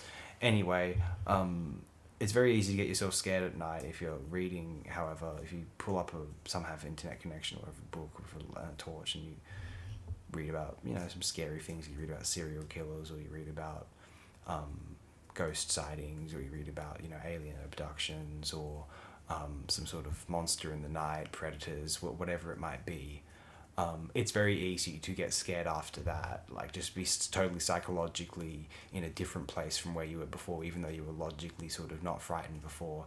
It's easy to get to frighten yourself if you start, you know, reading certain literature, let's say.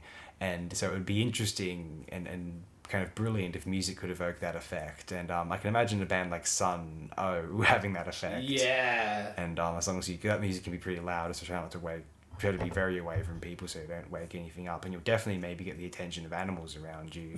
You know, you start having like owls and stuff watching you, maybe even converting to your religion. I listened to Sun O like tripping acid, looking at the clouds of like a tourist spot on a giant rock, and and it was awesome. Sounds terrific. No one even noticed. But yeah, the man, yeah, no, this album is definitely like, yeah, I guess in a similar vein to something like Sun O, like just this strange like sort of yeah, if the avant-garde was like a physical space, this is the sort of thing that like could transmutate you to that space, you know. Sometimes it reminded me of the Residents' work from the mid-2000s when it gets very, I mean, it's always odd, but like, you know, it's kind of spoken wordy and very particularly bizarre.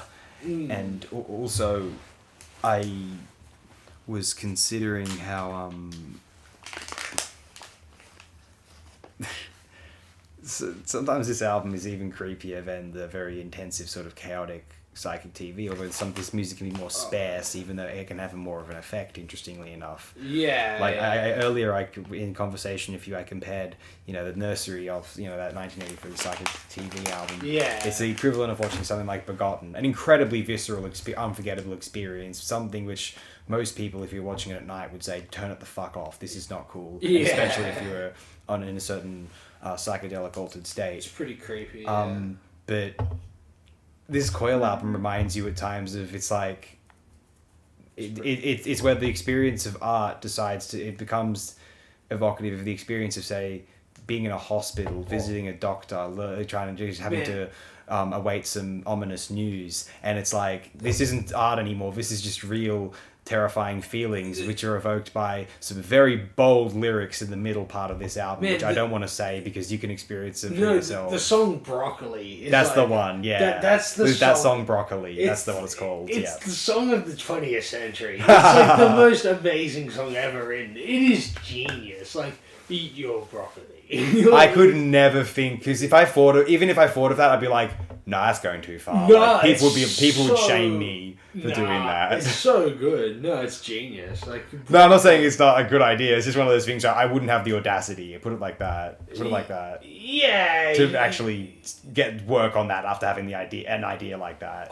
It feels like it's like a spur of the moment idea. Yeah. It's like very real, you know. Something in an improvised session maybe. The channeling muses, like you Temple know, of Psychic Youth. This whole world, it channels the creative space in a way that's the acid punk revolution. Like, you know, it's like I was saying earlier, it's the difference between pop culture, especially popular culture, which is derivative of America. Yes. And folk culture. It's literally folk culture because it's creating like mimetic, like it's why people like memes on the internet, because memes aren't corporate. Memes can't be like, you know, by their nature, can't be like when they are, you know, adopted by the corporation, appropriated, they're shamed and they become old. You know, the joke's over, right? Yeah. And so stuff like this sort of art, you know, it's precedent to that, where it can't be appropriated, right? Yeah, I feel that, actually, It's so folk that it's straight from the soul, in a way, you know? Yeah. And that's Coil. Yeah. And then from that interesting Temple of Psychic Youth family, which we discussed a show or two ago, maybe likely is not something from that family tree will be discussed in future. Maybe not today, maybe not tomorrow, but inevitably. It's just such an enormous wealth of sonic projects. Yeah. And I believe, unless there's anything else to share Eat about your anyone or anything. Thank you. That's Mandala. Eat your broccoli. Thank you and good night.